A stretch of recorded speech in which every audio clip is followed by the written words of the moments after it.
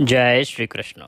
आप सभी को ज्येष्ठ मास के 14वें दिन की ढेरों शुभकामनाएं। आप सुन रहे हैं ज्येष्ठ मास महात्म्य।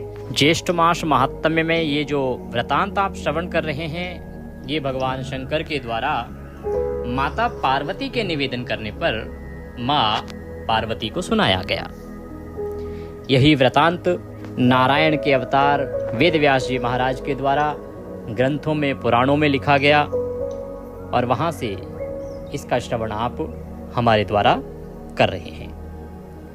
ये महात्म्य परम कल्याणकारी है। प्रिय भक्तों, केवल 2 दिन का महात्म्य बचा है। 2 दिन का कैसे? क्योंकि अभी शुद्ध ज्येष्ठ मास चल रहा है और अमावस्या के बाद, कल अमावस्या है, 16 तारीख की अमावस्या है, तो कल और आप शुद्ध ज्येष्ठ महात्म्य सुनेंगे।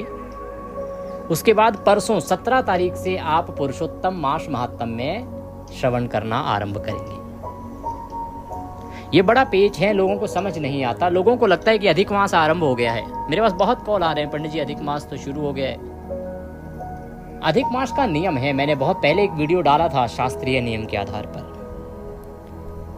अधिक मास सदैव जिस भी माह में अधिक मास होगा उसके शुक्ल पक्ष से आरंभ होता है। कृष्ण पक्ष से कभी अधिक मास लगता नहीं है।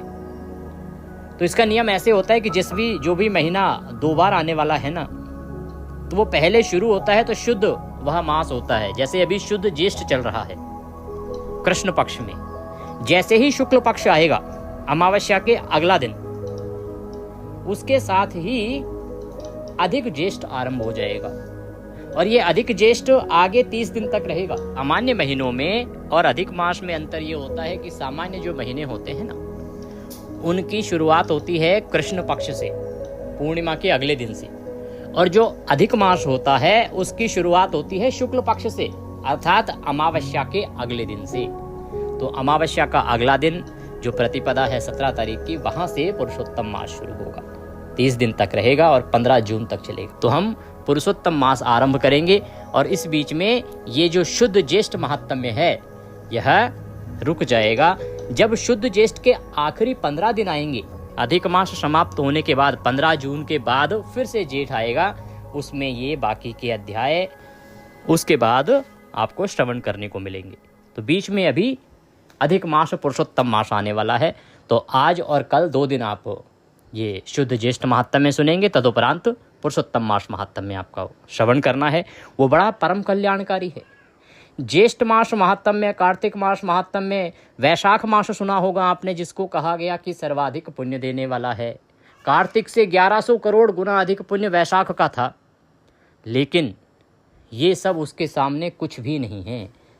पुराण कहते हैं कि उसके सामने ये सभी मास के जो महात्म्य है ना, ये उसकी 16वीं कला के बराबर भी नहीं है। अर्थात उनका जो पुण्य है वो 1% है। इतना अधिक महत्वपूर्ण है पुरुषोत्तम मास और उसका महात्म्य।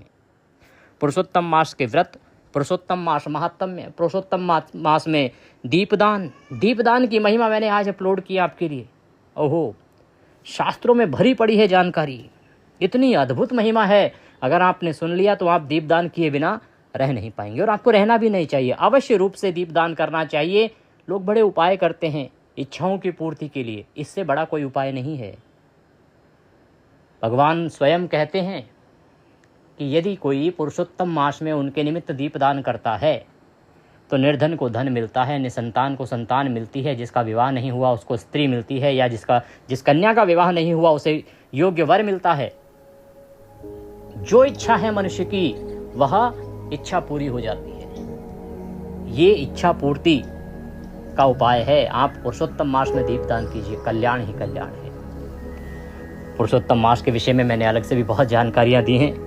आइए आज की कथा को आरंभ करते हैं। आप जो महात्म्य सुन रहे हैं, इसमें वर्णन चल रहा था कि पहले आपने सुना कैसे जो ज्येष्ठ मास है इसमें भगवान नारायण की पूजा करनी चाहिए, कैसे उनको स्नान कराना चाहिए, कैसे स्तवन करना चाहिए।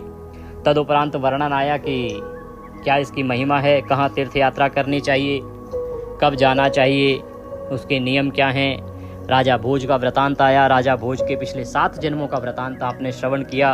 उनकी जो पत्नी, जिसका मुख हिरण के जैसा था, किस प्रकार से ज्येष्ठ मास में स्वर्ण रेखा नदी के जल से स्नान करा के उनकी मुक्ति हुई और कैसे उन्होंने पुनः सुंदर रूप प्राप्त किया।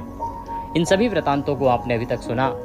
फिर भगवान वामन का अवतार पृथ्वी पर हुआ। भगवान वामन ने अवतार ग्रहण किया। जब वर्णन आया कि राजा बलि ने पूरे ब्रह्मांड को अपने आधिपत्य में ले लिया, देवताओं ने निवेदन किया, तो भगवान नारायण ने वामन के रूप में अवतरित हुए। और विशेष बात यह है कि भगवान वामन की जो एक कथा है वो तो आपने सुनी है कि वामन रूप लिया, बलि को जाके छला और पृथ्वी को और सभी लोगों को मुक्त कराया। इसके अतिरिक्त भी बड़ा भ्रमण किया उन्होंने। जैसे भगवान रामचंद्र थे, उनका भी तो पूरी जीवन लीला है ना। बाल्यकाल में भी कुछ किया, फिर युवावस्था में हुए, फिर आगे बढ़े, फिर अंत में जाके राम रावण युद्ध हुआ। तो वैसे ही भगवान ने जब वामन रूप लिया तो वो भी 3 दिन का नहीं था, उसमें बड़ा लंबा समय चला। वही वृतांत अभी आप श्रवण कर रहे हैं कि कैसे वामन भगवान जाते हैं। भगवान शंकर के शिवलिंग की भी स्थापना की उन्होंने, वह दिव्य ज्योतिर्लिंग बना। तदुपरांत नारायण स्थान पर गए, रैवतक पर्वत पर गए, वहाँ की महिमा को आपने श्रवण किया। आइए अब हम भगवान नारायण का ध्यान करते हुए आज की कथा को आरंभ करेंगे। आपसे निवेदन है कि ये ज्येष्ठ मास महात्म्य का वीडियो है, तो कृपया इसे एक बार लाइक अवश्य कर दीजिएगा।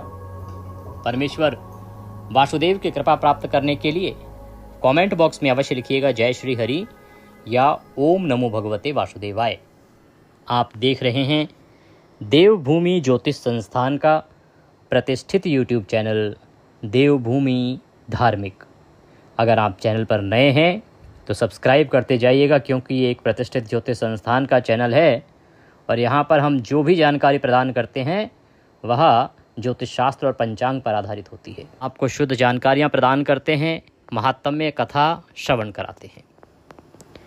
शांतकारं भुजगशयनं पद्मनाभं सुरेशं विश्वधारं गगनसदृशं मेघवर्णं शुभांगं लक्ष्मीकान्तं कमलनयनं योगिर्विन्दनगम्यं वन्दे विष्णुं भवभयहरं सर्वलोकैकनाथं।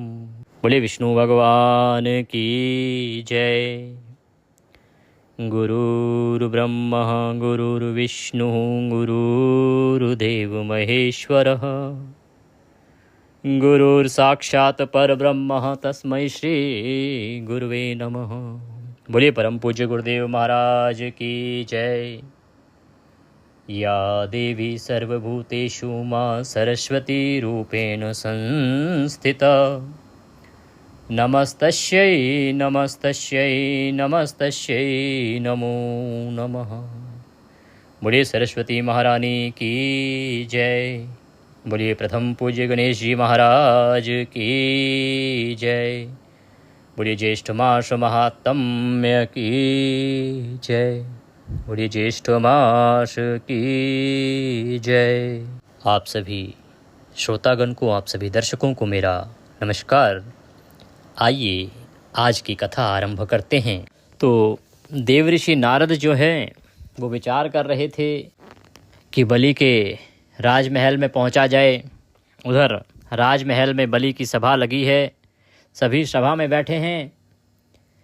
उनके गुरु शुक्राचार्य बैठे हैं, उनकी धर्मपत्नी हैं, पुत्र पौत्र आदि हैं और सभी राक्षसगण हैं।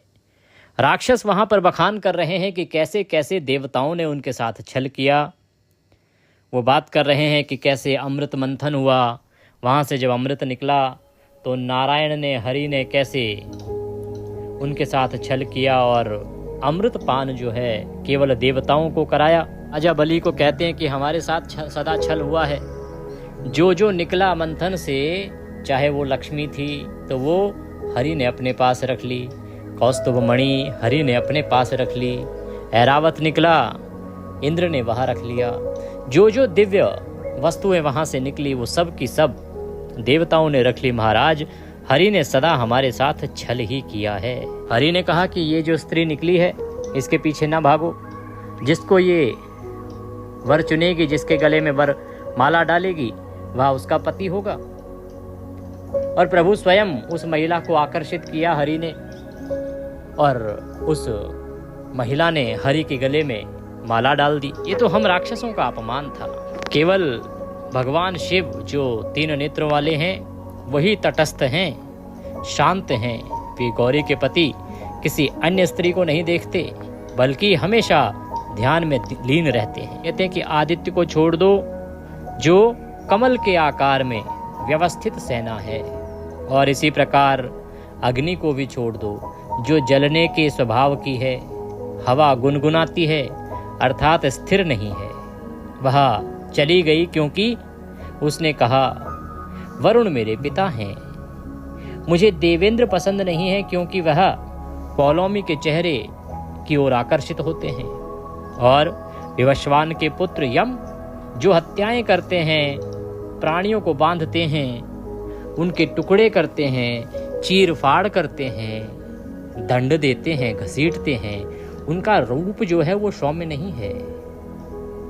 भयंकर देवताओं, राक्षसों, गंधर्वों, दुष्ट आत्माओं, सर्पों, भूतों को देखकर वह उस स्थान में चली गई। उसने पुरुषोत्तम अर्थात विष्णु को देखा, अपना चेहरा घुमाकर, जिसकी आंखें कानों तक खिंची हुई थी। उसने उस पुरुषोत्तम को देखा जो अत्यंत आकर्षक, मन भावन, इच्छा के अनुरूप सुंदर, रोंगटे खड़े कर देने वाले, पसीने से तर था, जिसे श्रेष्ठ देवता, राक्षस और दुष्ट आत्माएं क्रोधित दृष्टि से देख रही थी। उस देवी लक्ष्मी ने उस आकर्षक दूल्हे को चुना और स्वयं उससे विवाह किया, उसे विवाह की माला अर्पित कर दी। उस दिव्य गतिविधि को देखकर राक्षसों ने आपस में कहा कि देखो, देवताओं द्वारा किया गया विभाजन, और वे सब स्वर्ग को चले गए, हम लोग पाताल में आ गए, अर्थात सबसे निचले स्तर पर धकेल दिए गए। मनुष्य पृथ्वी की सतह पर रह गए। देवता तीनों लोकों में जा सकते हैं, अर्थात उनमें विचरण कर सकते हैं, परंतु हम स्वर्ग नहीं जा सकते। यदि पृथ्वी की रक्षा राक्षसों और भूतों से उत्पन्न लोगों द्वारा की जानी है, तो पाताल लोक को छोड़कर क्षत्रिय ही पृथ्वी पर शासन करें, यह उचित नहीं है। व्यथा का क्या लाभ, बलि तीनों लोकों के राजा हैं। इस प्रकार से जो वहां पे दानव बैठे हैं सभा में, वो अपना विशेष भाषण दे रहे हैं राजा बलि के सामने। रत्नों को बांटने के बाद राज्य को भी बराबर बांट दिया जाए। जब वे इस प्रकार आत्मविश्वास से भरे हुए बातें कर रहे थे, तभी उन्होंने आकाश से आते हुए नारद को देखा, जो मानो दूसरे सूर्य के समान थे, जिनके हाथ में युद्ध पर एक पुस्तक थी, जो दिव्य दंड धारण किए हुए थे, जिन्होंने काले हिरण की खाल ओढ़ रखी थी, जो शांत थे, जिनके हाथों में छत्र, वीणा, जलपात्र और मुंज घास से बंधी 3 गांठों वाली उत्तम कमरबंद थी, जिनका रूप ब्राह्मण जैसा था, जो शांत थे, जो दिव्य रुद्राक्षों से सुशोभित थे, जिन्होंने पूर्व कल्प युग के धागे और गांठों से बनी माला पहन रखी थी, जिनका मन यह जानने के लिए उत्सुक था कि आज ब्रह्मा और शिव के बीच जो क्रोधित थे, जन्म के अहंकार से भरी अभिमानपूर्ण बातें क्या हो रही हैं।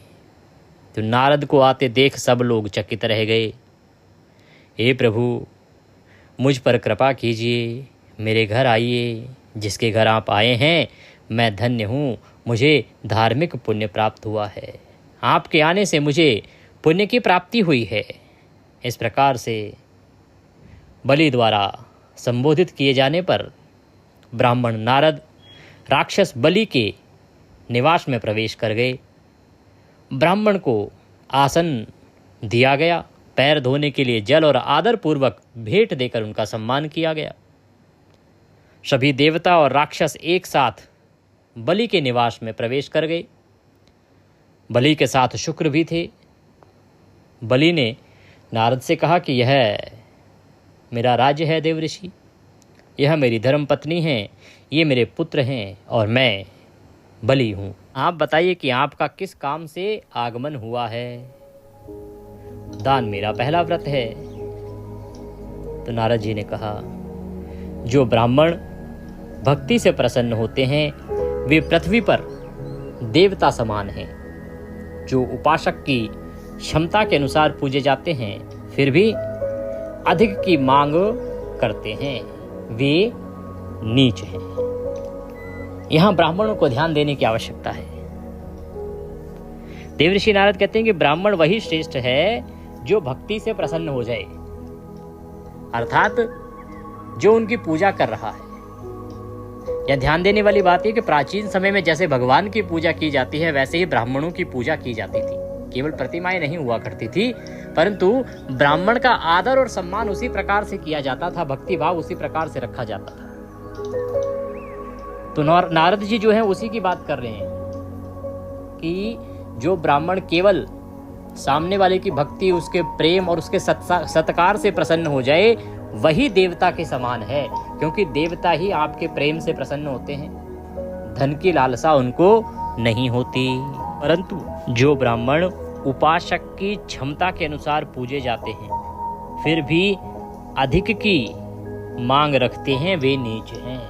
कहते हैं कि अगर उपासक अर्थात जो भी देने वाला है उसने अपनी सामर्थ्य के अनुसार पूर्ण भाव से आपको दिया, फिर भी यदि कोई ब्राह्मण और अधिक की मांग करता है तो वो ब्राह्मण नहीं, नीच है। देने वाले की नीयत देखनी चाहिए।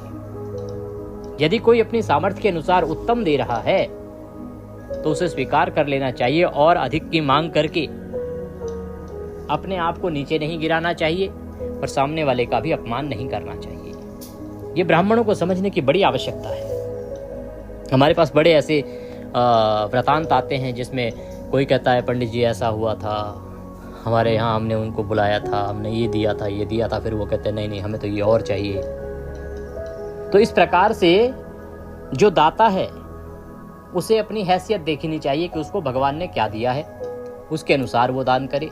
और यदि कोई अपनी हैसियत के अनुसार दान दे रहा है या हैसियत के अनुसार ब्राह्मण की पूजा कर रहा है, उसको अर्पित कर रहा है, तो फिर ब्राह्मण को उसके अनुसार ही मर्यादित आचरण करना चाहिए। यदि कोई गरीब है, उसके पास अधिक धन नहीं है, तो जितना उसके पास है उसके अनुसार वो आपकी पूजा कर रहा है, आपको अर्पित कर रहा है, आप उसको स्वीकार कीजिए।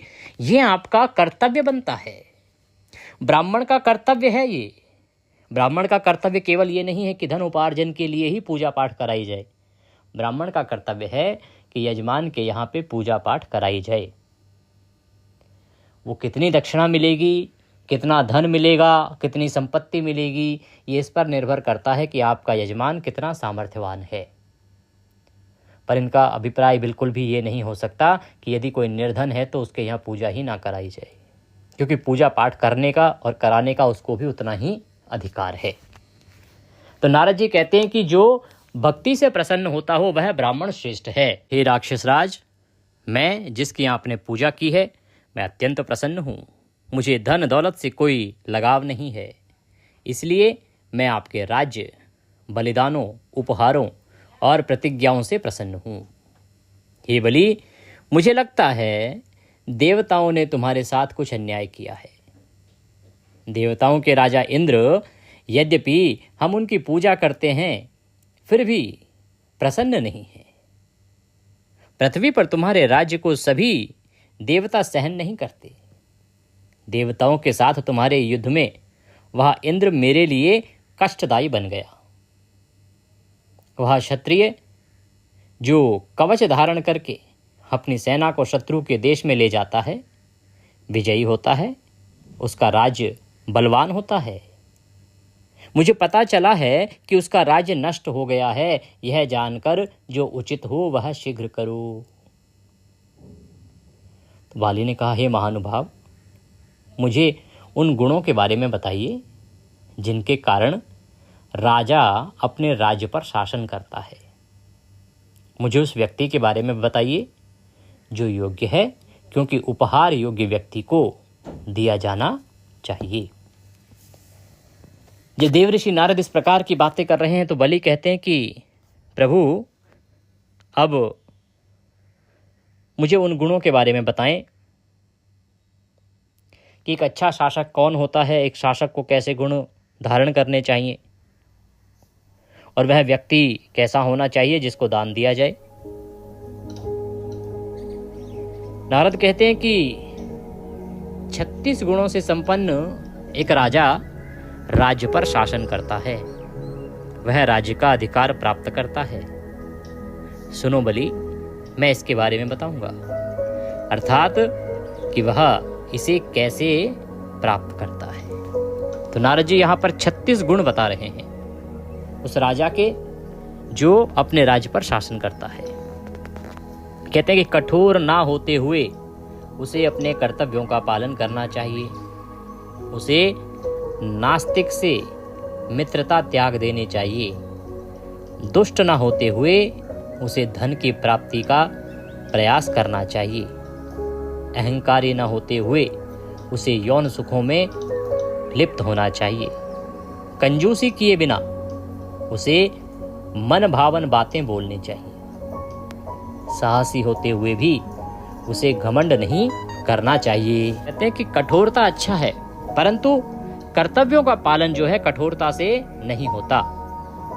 उसी प्रकार से अगर कोई नास्तिक है तो नास्तिक से राजा को मित्रता कभी नहीं होनी चाहिए। और वह राजा उत्तम है जो धन प्राप्त करने का प्रयास तो करे, परंतु वह दुष्ट नहीं होना चाहिए, अर्थात उसका जो व्यवहार है ना वो दुष्टता पूर्ण नहीं होना चाहिए। उसे अहंकारी नहीं होना चाहिए, वह यौन सुखों का पूर्ण आनंद ले, परंतु किसी प्रकार के अहंकार में भर के नहीं। अर्थात अगर वह अहंकारी न होगा तो किसी अन्य स्त्री के अधिकारों का उल्लंघन नहीं करेगा। जब मनुष्य या राजा अहंकारी हो जाता है तभी वह दूसरे के अधिकारों का उल्लंघन कर जाता है और अपने कर्तव्यों का पालन नहीं करता। कहते हैं कि मन भावन बातें उसे बोलनी चाहिए, जो मन को भाए, प्रजा के मन को भी अच्छी लगे, सदा कठोर ना रहे और इन कार्यों में कभी वह कंजूसी ना बरते।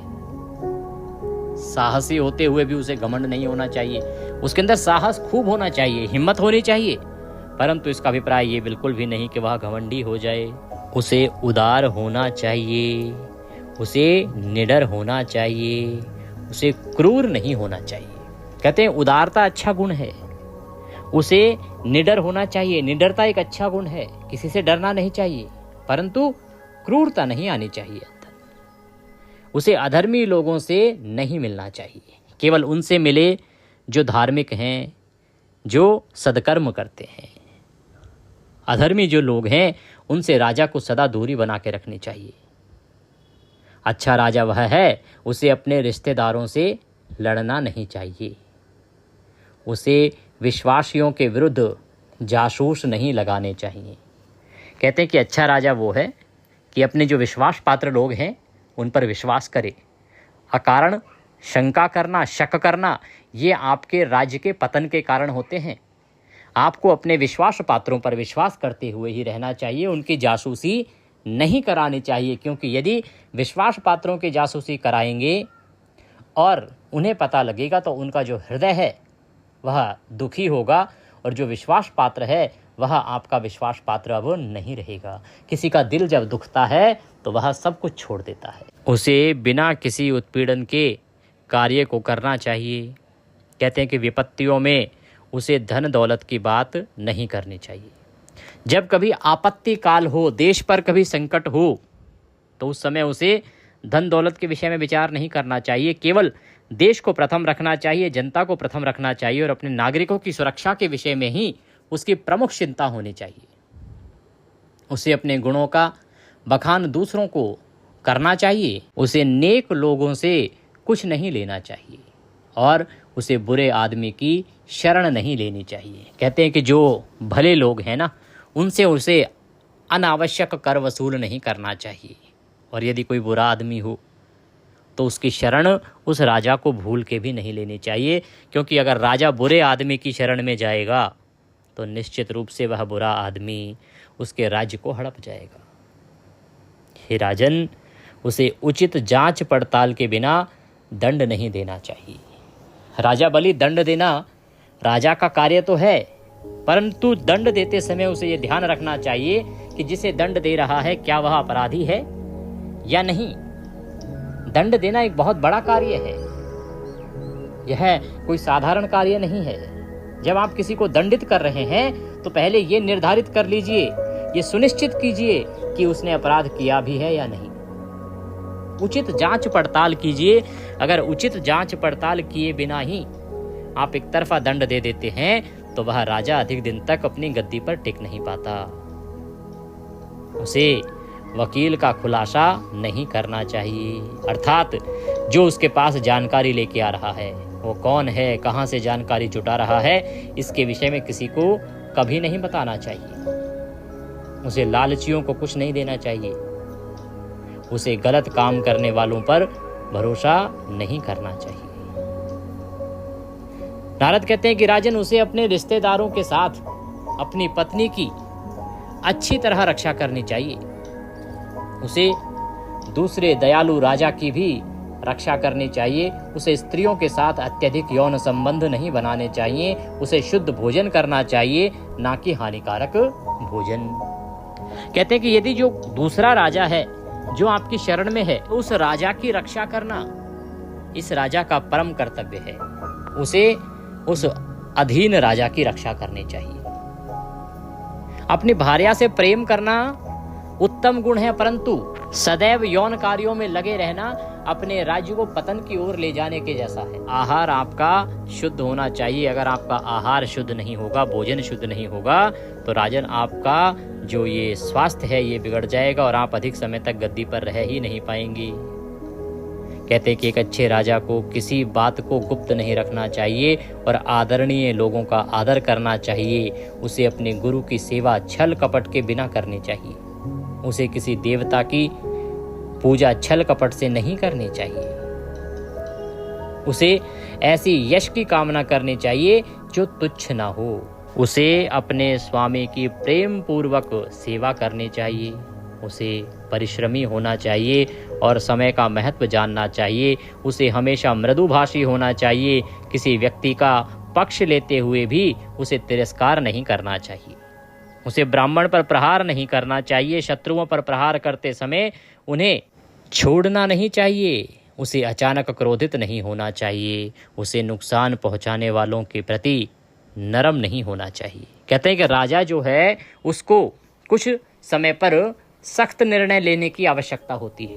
जैसे कि शत्रु है अगर, तो शत्रु को यदि आप एक बार छोड़ देंगे तो फिर से वो आएगा। तो कुटिल शत्रु को कभी ना छोड़ें। जो आपको नुकसान पहुंचा रहा है, छल कर रहा है, अगर आपको पता लग गया तो उसे क्षमादान ना दें, क्योंकि ऐसा व्यक्ति कभी सुधरता नहीं है। इस संसार में कल्याण की कामना करते हुए इस प्रकार से दीर्घ काल तक राज्य पर शासन करना चाहिए।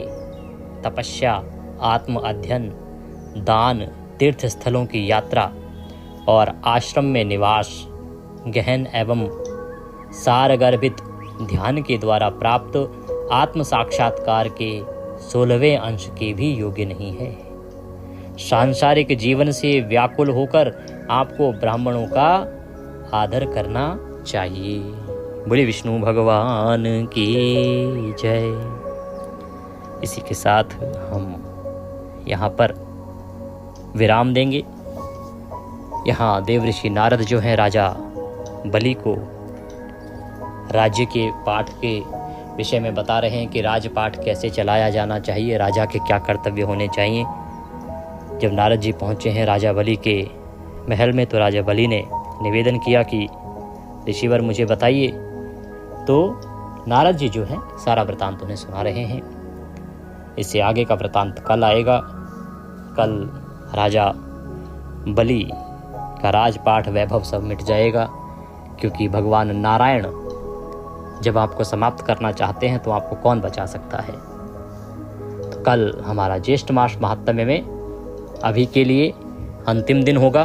फिर पुरुषोत्तम मास आएगा 1 महीने का, फिर पुनः ज्येष्ठ मास महात्म्य में आरंभ हो जाएगा। यहीं से हम वृतांत को आगे लिए चलेंगे। 15 जून के बाद अभी हम सुनेंगे अगले दिन से, अर्थात 17 तारीख से पुरुषोत्तम मास महात्म्य में। आज की कथा के निमित्त दक्षिणा आदि कुछ भी यदि अर्पित करना चाहते हैं तो आपकी स्क्रीन पर नंबर आ रहा होगा 900 से, उस पर भेज सकते हैं। और जो QR कोड हमने दिया है उसको स्कैन करके उस पर भी भेज सकते हैं। प्रिय भक्तों, व्हाट्सएप पर जुड़ना ना भूलिए। व्हाट्सएप पर जुड़ते हैं तो लाभ ये होता है कि सब जानकारी आपको सीधे मोबाइल पर आ जाती है। व्हाट्सएप पे कई बार कमेंट आप करते हैं, हम रिप्लाई नहीं दे पाते हैं, देख नहीं पाते हैं। व्हाट्सएप पे जुड़े होते हैं तो आपके प्रश्नों के उत्तर यथाशीघ्र आपको हम प्रदान करते हैं। इसीलिए आपको अवश्य हमारे साथ व्हाट्सएप पे जुड़ना चाहिए और इसका लाभ लेना चाहिए। जुड़ना चाहते हैं तो स्क्रीन पर नंबर आ रहा होगा 900 से, उस पर व्हाट्सएप मैसेज कीजिए, लिखिए अपना नाम और कहिए कि आप सभी तिथि त्यौहार की जानकारी पाना चाहते हैं, तो हम आपको अपने रिकॉर्ड में सेव करेंगे और फिर आपके नंबर पर सभी जानकारियाँ आनी आरंभ हो जाएंगी। ये सुविधा निःशुल्क है, इसका लाभ लीजिए। भगवान नारायण सब पर कृपा करें। हरे कृष्ण।